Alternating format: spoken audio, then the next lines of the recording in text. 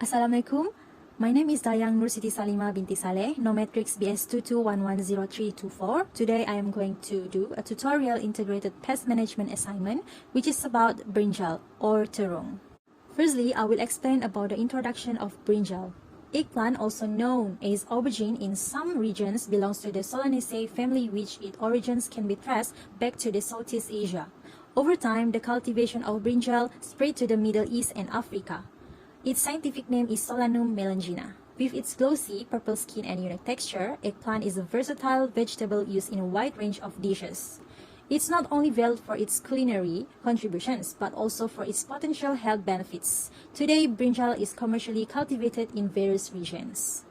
Next, the 5 landraces that existed before Green Revolutions are Solanum torvum with the local name Terung pipit, the second one Solanum aethiopicum with the local name Terung tulunjuk, and the third one Solanum nigrum with the local name Terung ranti, the fourth one Solanum lasiocarpum with the local name Terung asam, and the last one is Solanum mamosum with the local name Terung susu kambing.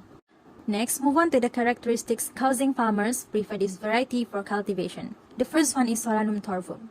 Farmers may prefer cultivating Solanum torvum due to its hardiness, adapting well to diverse environmental conditions, and its resistance to pests attributed to its spiny stems and leaves. Second one is Solanum aethiopicum.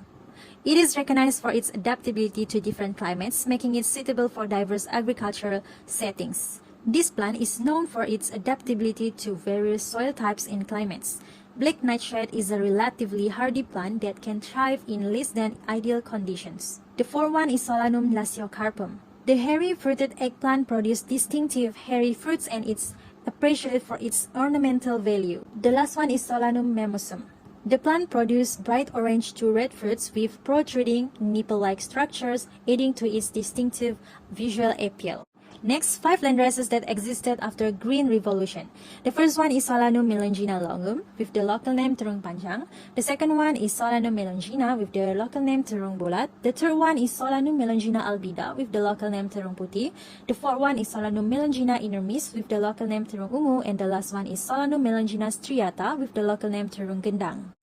Next, for the characteristics, the first one is Terung panjang may exhibit characteristics of disease resistance. One key disease that growers often consider is verticillium wilt, a soil-borne fungal infection may show resistance to this pathogen. The second one is Terung bulat. For the growing habit, the plant's growth habit can range from compact to more sprawling, and some varieties may have a determinate growth pattern while others are interdependent.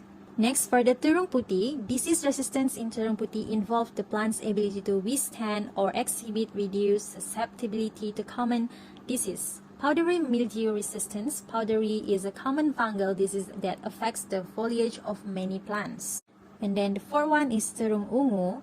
And when it comes to disease resistance, the bacterial wilt caused by Ralstonia solanicearum can be valuable trait in disease-resistant cultivars. For the Terung gendang, the warm climate preference, it is thrive in warm climates. It also requires temperature between 21 till 32 degrees Celsius for optimal growth. There are 5 breeding techniques for this plant, which are traditional crossbreeding. This traditional crossbreeding involves crossing different varieties of plants to obtain offspring with desired characteristics. The second one is marker-assisted selection, that is involves identifying specific genetic markers linked to desirable traits. The third one is genetic modification. This involves introducing specific genes into a plant's genome to confer desired traits. The fourth one is mutagenesis. This method involves inducing a mutation in plant using chemicals or radiation. And then the last one is genome editing. It is which is allow for precise modification of specific genes. Moreover, there are 4 organizations that keeps eggplant in their seed bank. The first one is Department of Agriculture Malaysia. The second one is Malaysian Agricultural Research and Development Institute. The third one is Universities and Research Centers. The last one is International Crop Research Institutes. Next, there are 2 examples of eggplants which is planted with other suitable component plants. The first one is Solanum melongena. The component plants are basil, marigold, pepper, spinach, and beans. And then the second one is Solanum aethiopicum with the component plants okra, basil, thyme, onions, and nasturtium. There are 5 benefits of agrobiodiversity, which are genetic resilience. Growing a variety of eggplant cultivars helps maintain genetic diversity within the species. The second one is pest and disease management. Different eggplant varieties may exhibit resistance or tolerance to specific pests or diseases. The third one is adaptation to local conditions. Various eggplant varieties have adaptations to different environmental conditions. And then the fourth one is culinary and market diversity, with a different eggplant varieties offer diverse culinary characteristics, flavors, and textures. And then the last one is ecosystem services. Agrobiodiversity practices that include eggplants contribute to overall ecosystem health. For the genetic pollution, hybridization with wild relatives for the eggplant, which can have a risk that genes from genetically modified eggplants could transfer to wild or traditional varieties through natural crossbreeding. And then it can have a loss of genetic diversity, also ecological impact, which can changes in the genetic makeup of wild eggplant. Move on to the genetic erosion. This can occur due to the factors of monoculture, selective breeding, or environment. There are 2 different integrated pest management practices strategies, which are biological control and crop rotation.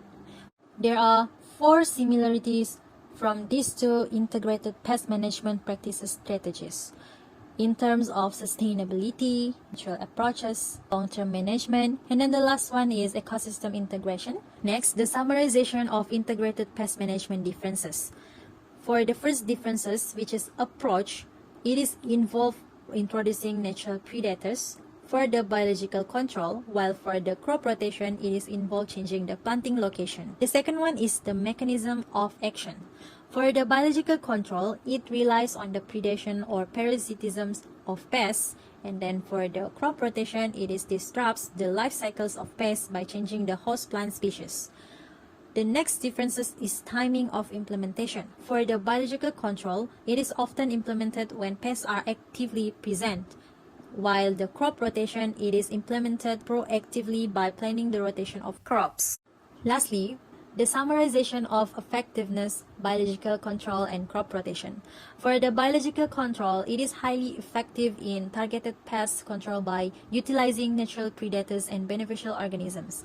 For the crop rotation, it is effective in disrupting pest life cycles and preventing the build-up of specific pests in the soil. That's all from me. Thank you.